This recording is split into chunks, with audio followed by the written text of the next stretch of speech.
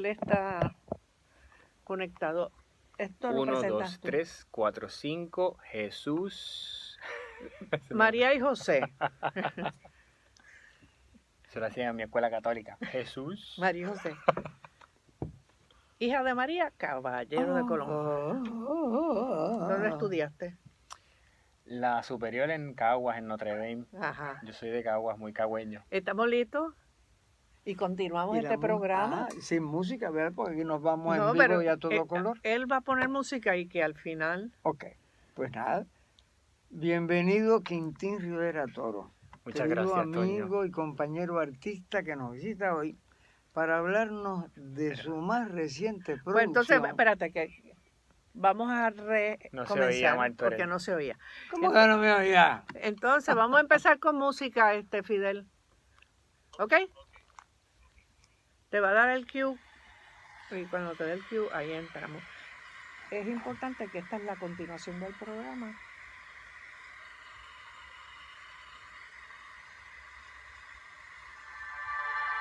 Pero no te da el cue cuando te dé el cue.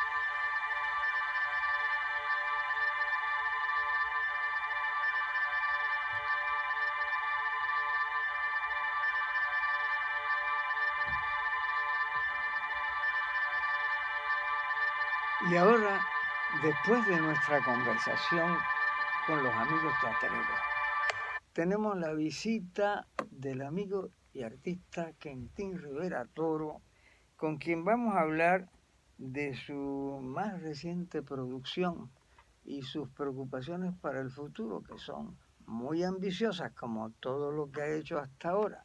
Así es que, Quintín, ya sé que te acabas de doctorar.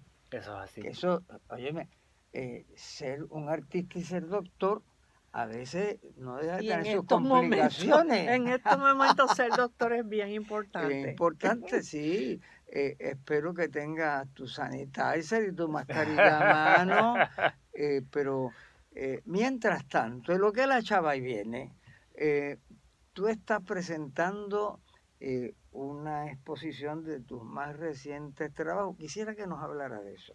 Pues claro que sí. Bueno, pues nada, primero, muchas gracias a Antonio y a Rosa Luisa. Para mí es un honor conocerte, Rosa Luisa, que llevo sobre 15 años escuchando tu nombre, nunca había tenido el privilegio. Yo también. Así que pues nada, estoy muy contento de estar aquí y pues sí, quería hablarles de una exhibición que se está presentando en el Museo y Centro de Estudios Humanísticos de la Universidad Ana G. Méndez, recinto de Gurabo. Yo estuve allí entre el 2017 y el 2019 como artista residente del recinto y esta exhibición que le titulamos Salvanomía, que es una palabra inventada o una palabra compuesta, pues se va a estar exhibiendo entre el 21 de marzo y durante 3 meses aproximadamente hasta el 21 de junio.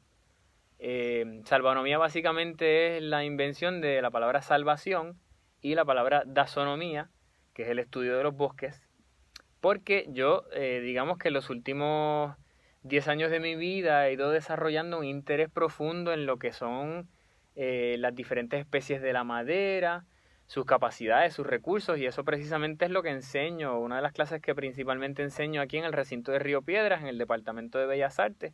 Siempre enseño la clase de escultura en madera, y esta exhibición pues recopila, digamos, el trabajo reciente, piezas que pues obviamente trabajan la madera, pero también hay fotografía, hay instalación, ¿verdad? Siempre yo trabajo de corte conceptual y crítico social, así que va a haber un cuerpo Pero, nutrido de Quintín, trabajo. me parece muy oportuno ese tema y tu exposición y que haya sido en la antigua Universidad del Turabo, porque si entiendo bien, esta residencia la hiciste durante y después de el huracán María. Eso es correcto. Y ahora próximo al terremoto. O sea que estamos bregando en la práctica con unos desastres naturales que tienen muchas raíces que no son naturales, sino de índole sociopolítica, como tú abundas y estoy seguro que has explorado bastante.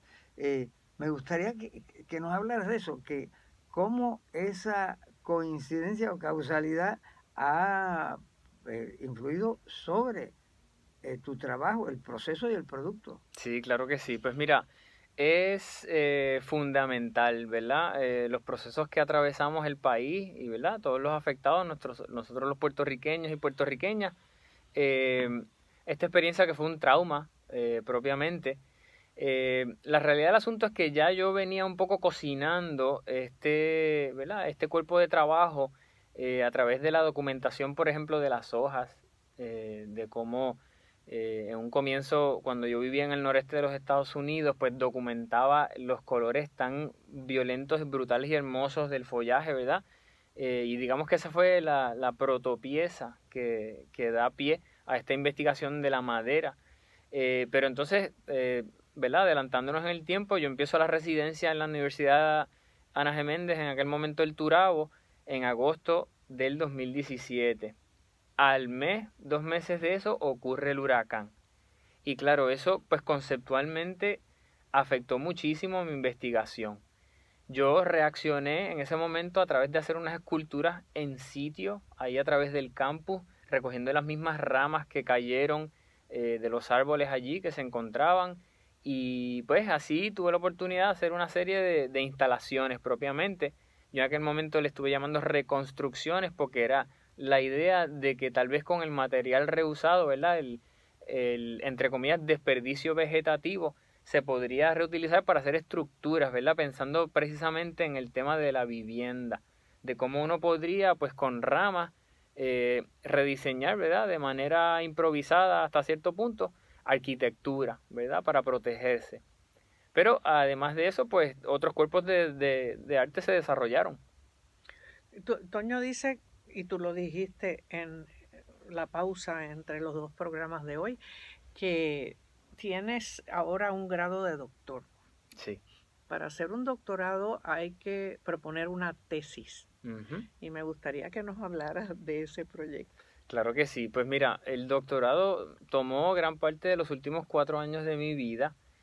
Fue un proyecto titánico, como decía un colega en la Universidad Politécnica de Valencia, que es donde hice el grado de doctor. La tesis es una angustia.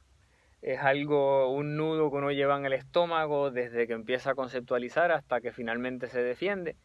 La tesis se titula Una cultura en llamas, arte de resistencia puertorriqueña en el siglo XXI. Y básicamente pues yo hago, como dice uno de mis codirectores de tesis, Dorian Lugo, un querido mentor y profesor aquí en la universidad, pues yo hago una gran exégesis al comienzo de esa tesis, hablando e investigando la historia de mi país, la cual desconozco, ¿verdad? Como tantos de nosotros y nosotras en este país, no se me enseñó propiamente la historia de mi país. Entonces no fue hasta que yo llegué a la Universidad de Puerto Rico, aquí en Río Piedras, y estudio con el fenecido y queridísimo Manuel Alvarado, quien me enseñó sobre la historia de mi país. Y desde entonces yo tengo una fuerte y profunda pasión por saber qué es lo que pasó en esta isla, a través de los últimos 525 años de experiencia. Yo creo que por eso la universidad es peligrosa. Eso no hay duda. Y por eso es que peligra. También. Por También. ser peligrosa. La Pero por eso educación es la también- mejor manera de ser rebelde. Sí, Y ¿no? entonces, ¿qué descubres? O sea, de entre los temas monumentales. Sí, digamos que el norte principal de mi tesis era desarrollar el fundamento para el sentimiento de resistencia y de rebeldía que existe en el puertorriqueño de hoy día. Y lo que vine a descubrir a través de distintos textos, ¿verdad? Pensando en el del jesuita Fernando Picó y Francisco Scarano y muchos otros autores, ¿verdad? Algunos más contemporáneos que eso, que es que en Puerto Rico siempre hubo un sentimiento de insurrección. Nosotros siempre pensamos que, ¿verdad? Se nos enseña que los taínos perdieron. En realidad, a partir de la batalla de Yagüeza en 1511, hubo una guerra de 10 años corrida. O sea, históricamente en otros países se habla de la guerra de los 7 años, de la guerra de los 3 años. Pues fíjese que en Puerto Rico, en la isla de Boriquén, hubo una guerra de 10 años, sostenida de levantamientos. Además de eso, hubo sobre 22 levantamientos insurrectos esclavistas. De eso sabemos poco. Bien poco. Bien poco. Y entonces, ¿verdad? Yo lo que hago es tratar de establecer que existen unas bases, que existen unos patrones. Además de eso, otra cosa que no se nos enseña es que durante el reinado militar español, la isla de San Juan Bautista estuvo invicta. Fue atacada por holandeses, franceses, daneses, múltiples piratas, corsarios, ingleses, y en esta isla se defendió victoriosamente, ataque tras ataque. Entonces nosotros podríamos sentirnos orgullosos de nuestra capacidad de defensa, pero eso no se nos enseña. No, tan solo se nos enseña la gran derrota del 98 como si fuera una salvación. Es correcto, es correcto. Las ironías abundan en ese sentido. Pero a través de, ¿verdad? de esa escritura, de esa tesis, que yo se la dedico a mi hija, la cual yo espero que en algún momento ella entienda que esa es la versión, ¿verdad? Porque la historia es de quien la escribe, ¿verdad? ¿Qué edad tiene tu hija? 10 años. Ah, Va a cumplir 11, el 13 de marzo cumple. Entonces, pues nada, pues yo fundamento, ¿verdad? Ese sentimiento de resistencia, de rebeldía, a través de todos esos siglos de experiencia histórica puertorriqueña, para entonces llegar a lo que es la contemporaneidad. Yo me enfoco principalmente en el trabajo de Vanessa Hernández Gracia y Chemi Rosado Seijo. A ellos tuve la oportunidad de hacerle entrevistas en profundo, además de escribir extensivamente, ¿verdad? Reseñando su trabajo. Pero además de eso, otros 10 artistas contemporáneos que tuve la oportunidad, que ellos me dieron generosamente, se extendieron su mano para que yo pudiese colaborar con ellos y escribir sobre ellos. Claro, hubo otros artistas que también me interesaba escribir de ellos, pues algunos pues por motivos de tiempo, de longitud, inclusive algunos se negaron a que escribiera sobre ellos, así que yo quise trabajar con la gente que quiso trabajar conmigo. ¿Cuánto te tomó el proceso? Pues 4 años, digamos, desde el momento en que me aceptan en el programa hasta el momento que defiendo, que fue ahora en diciembre del 2019. ¿Y lo hiciste allá o estuviste viajando? Pues yo viajé, sí, los veranos iba allá a enclaustrarme, porque pues con la vida del día a día no se puede escribir realmente, no se puede investigar de esa misma manera. Pero es un programa remoto. Yo les recomiendo a todo el mundo que consideren Europa, que consideren España. Correcto. Rosa Luisa hace un gesto de mucho dinero con la mano. Precisamente yo de mi maestría tengo una deuda impagable de $125,000 a 25 años de pago, y de mi doctorado tengo cero deuda, porque costaba 300 euros el año, 150 euros por semestre. Entonces yo podía pagar al momento. Así que consideren, colegas, estudiar en Europa, en España o en el país de su preferencia, porque el sistema público es radicalmente ¿Qué pasa distinto. también con América Latina? Ajá, Los estudios en Argentina, en México. exacto. Y como estamos tan enfocados en Estados Unidos, como Sí. que ni lo pensamos dos veces. Eso que tú dices de la ausencia de la historia, lo que no conocemos, nos parece extraño y peligroso, ¿no? Sí. Hablaste de la insurrección y de las entrevistas que hiciste a artistas, porque enfocaste. Ahora, me gustaría compartir con el público que nos escucha qué tipo de arte, porque te enfocaste en las artes plásticas, Ujú. más que en la literatura, la música o ninguna de las otras artes. Sí. Claro, eso es perfectamente comprensible porque viene del campo de la plástica, Claro. pero ¿podrías abundar cómo fue que se desarrolló ese tema en tu trabajo? Sí, claro que sí. Perdona que no hice la salvedad. Es verdad, yo soy artista visual, entonces me enfoqué principalmente en eso. A pesar de que hay unos atisbos, ¿verdad?, muy momentáneos. Por ejemplo, el texto del Jíbaro de Manuel Alonso, que es la primera afirmación de una identidad propiamente puertorriqueña. Bueno, pues eso es una novela. Pues el diseño del pelo, de la alfarería taína, etcétera.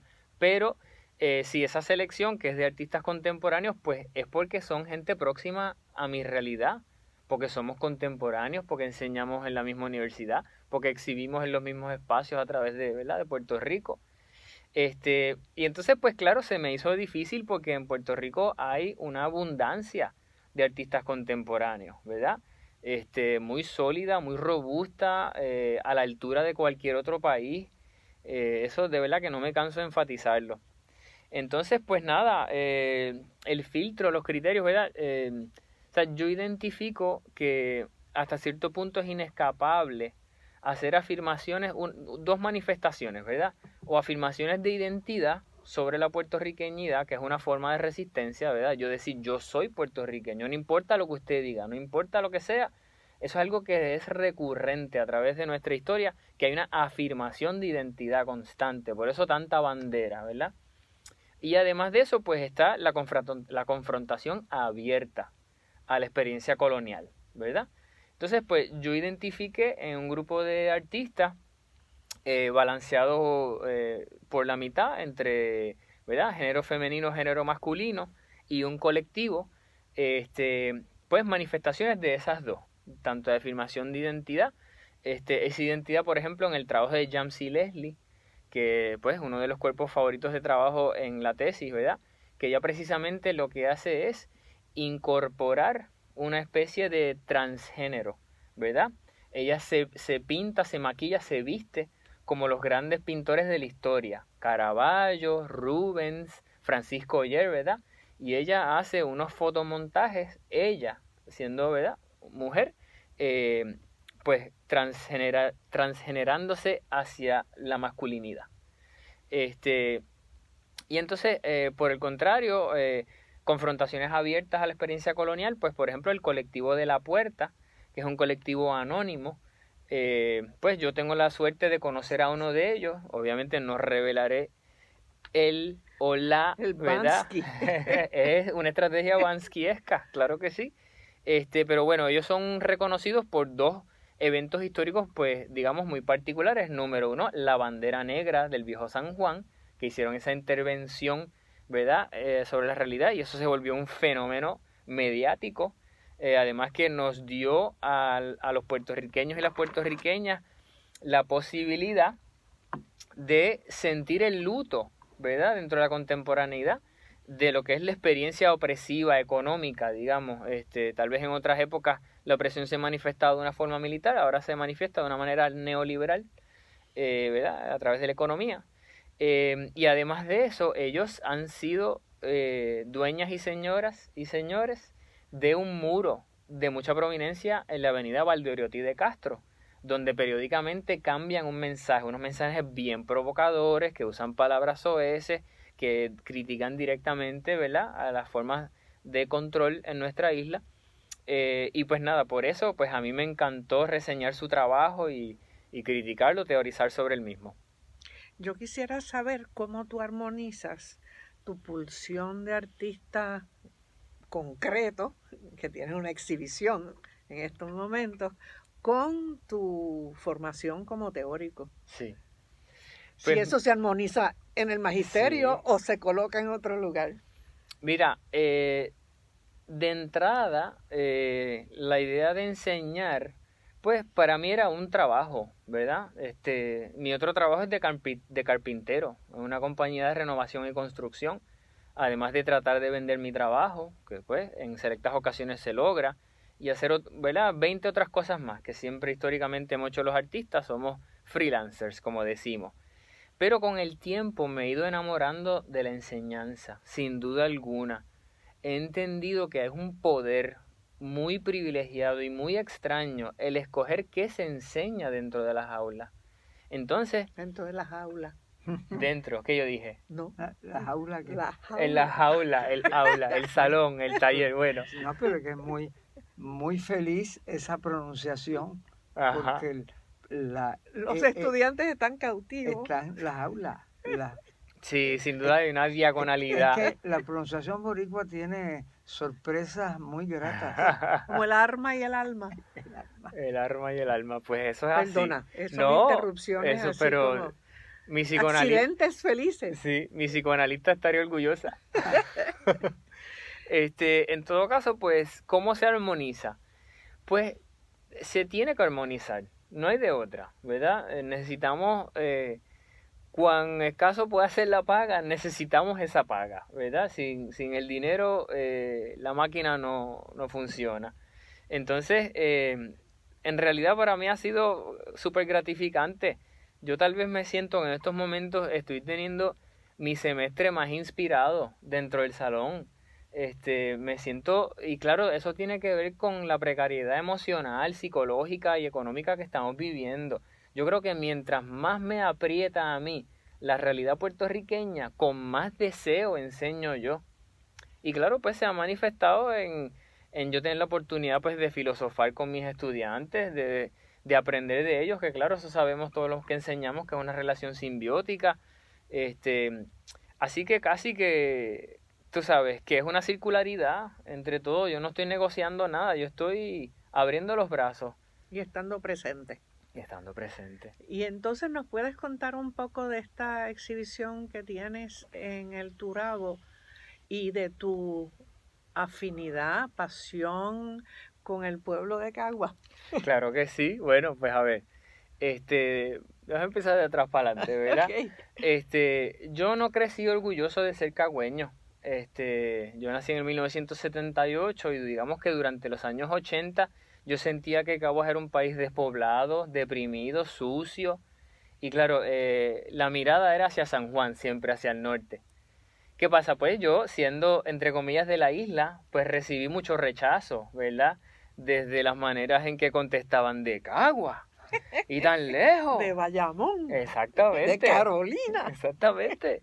Y digamos que eso hoy día se considera metro, pero a ver, uno crece con esa espinita, ¿verdad? De que si uno no es incluido, uno es excluido. Pero ¿qué pasa? El querido, extrañado, fenecido William Miranda Marín, como una inyección hipodérmica, empezó con un eslogan, ¿verdad? Y ese eslogan era de que Caguas era el centro y corazón de Puerto Rico, que al principio me parece la cosa más pretenciosa del mundo. Yo, ¿cómo es posible si eso no es verdad? Ahora, ¿qué pasa? Pues a través de repetirlo uno empieza a identificar la necesidad de pertenencia, la necesidad de uno pues sentirse orgulloso de lo que hay. Lo que pasa es que no nos enseñan nuestra historia. El segundo teatro más antiguo de Puerto Rico está en el casco urbano de Caguas después del Teatro Arcelay del Viejo San Juan. Perdón, no es Arcelay, es el de Caguas. El Tapia. Y no es el Arcelay tampoco. No sé ni el nombre. Pero bueno, una arquitectura, digamos, del 1500, 1600, ¿verdad? Por allá. Y así por el estilo, ¿verdad? Entonces, o sea, no he tenido más que yo empezar a desarrollar ese sentimiento de pertenencia y cada vez lo digo con más arraigo. Porque las cosas que sí logramos, pues mira, coño, son nuestras. Entonces sí, soy cagüeño. Yo siempre que me presento de hola, mi nombre es Quintín Rivera, yo soy artista, soy cagüeño, orgulloso de ser cagüeño, ¿verdad? Y ojalá que cada ciudadano y ciudadana de Puerto Rico se sintiera así de su municipio, ¿verdad? De su regionalidad. Entonces, pues yendo hacia la exhibición, pues mira, tiene mucho que ver con ese asunto de pertenencia también, ¿verdad? Una de las cosas que a mí me fascinan del tema de investigar la madera es que en Puerto Rico se dan las especies de esos árboles que en tantas otras partes del mundo no se dan. Y cuando gente de otras partes del mundo ven nuestras especies y ven un majo, un capaprieto, un guayacán, ¿verdad? Esas especies que son hermosas, que son insustituibles, ¿verdad? Y ellos se babean. Y se babean con nuestras maderas. Fíjate, ahora que habla de eso, recuerdo que una de tus primeras exposiciones, una pieza que a mí me impresionó sobremanera y que comenté sobre ella fue el de las nubes. Unas gran bardas de las, como suelen ser publicitarias, ¿verdad? Una grande, puesta sobre el cielo de Caguas, en una, más que una continuación, una confrontación del cielo fotografiado contra el cielo real. Y pienso que ahora, en todo este proceso de vida y arte en tu persona, y en Caguas, y en Puerto Rico, tú has bajado de las nubes a la tierra y te has sembrado como un árbol de esos que se han perdido y que tú has rescatado. ¿Cómo ese proceso se ha dado en ti de un modo dramático a través de estos años que ya no son pocos, y partiendo de tus viajes al extranjero, tus estudios, tanto académicos como prácticos. Me gustaría algo que apuntar sobre eso. Sí. Maestro, gracias. Que el universo le bendiga por tener esa perspectiva tan sabia. La verdad es que sí, fíjate que eso es una afirmación de identidad de mi parte. El retratar el paisaje nuestro, ¿verdad? De eso también hay una tradición larguísima, del paisajismo puertorriqueño, ¿verdad? Pues claro, están interconectados. Es una forma de yo decir yo soy boricua. Es una forma de decir yo soy cagüeño. Yo soy la caoba. Yo soy, ¿verdad? Tantas especies. Y cada vez mi papá me hizo un regalo espectacular que eran recientemente, que yo no puedo creer, una publicación de la Universidad de Puerto Rico de 1967, que son las especies endémicas en Puerto Rico y las Islas Vírgenes. Tiene un glosario de 582 páginas en las cuales no aparecía ni una sola especie que yo no conociera, y yo solamente conozco una octava parte de las especies que hay ahí. ¿Y esa pasión por la madera, la carpintería, la aprendiste también en tu casa? ¿Dónde? Pues mira, las memorias más tempranas que yo tengo de eso es porque yo tengo mi padrino, ¿verdad? Mi tío, es ingeniero y era maestro de obra. Entonces yo veía los arreglos de las formaletas para los vaciados de cemento y era algo que yo no entendía. Mis ojos lo veían, pero yo no lo podía palabrar. Yo no sabía lo que estaba mirando. Y eso se sembró en mí desde muy temprana edad y no fue hasta que yo llegué a mi maestría que yo empecé a entender la complejidad de esos medios, que la madera es un recurso generoso e infinito y que tristemente en este país la política es triturarlo y echarlo al vertedero. Y eso se tiene que acabar. Así que yo los invito. Fíjate, esa es otra cosa que nos une, porque mi abuelo era carpintero. Yo me Ajá. crié en ese taller, nadando en las montañas de Viruta y Acerrín. Lamento Pero decirle ahora vamos que- a tener que llegar a que te- Puerto Rico, A que Puerto ya no Rico. es tan rico porque se nos acabó el y tiempo. decirles que en el programa de hoy el trabajo de dos maestros universitarios que nos siguen brindando su arte y su magisterio. Hasta la próxima, amigos, en 1, 2, 3. Pero banda. Gracias, Fidel. Gracias. Quintín, qué chévere. Ay, Muy debimos haber buena, dicho la fecha otra vez al final, pero no muy importa. buena conversación. Muy Tú sabes buena. que, mira, Sí, se eso se- detuvo hace rato. Hace rato que se quedó. Y quería mencionar al curador que se va a quedar porque él viene de España. Ah, qué rico. Y por el coronavirus, no, qué rico no, que se Ah, va a que montar se va a quedar allá. Se iba a Cierto. montar un avión mañana y se quedó. Y se quedó porque- Hasta ¿No nuevo lo dejan aviso. salir? No, lo dejan salir, lo que pasa es que No, la cosa el está problema pelúa. es que no lo dejen salir de aquí. No, sea, una Ahí vez llega. podrían haber problemas de que no dejen salir de España, Ajá, de allá. de que en Estados Unidos se quede en cuarentena, ajá. de que de Puerto Rico no puede volver a salpar Volver para allá. allá. Olvídate de eso. Pero Eso él se está donde suspendió ahora, acá. en Valencia. Ah, está en Valencia. Ah, no, Wow. olvídate. Yo tenía No, un aquí. viaje para el domingo. Sí, escuché ahorita. Si eso está todo Bueno, y frenado. Paloma ¿Se fue? tiene viaje para un festival de cine en Barcelona. Y, Yo le he aconsejado que no se vaya. y pero- ella que está tan flaquita. No, ella sí, tiene Una condición. unas condiciones de esas vulnerables.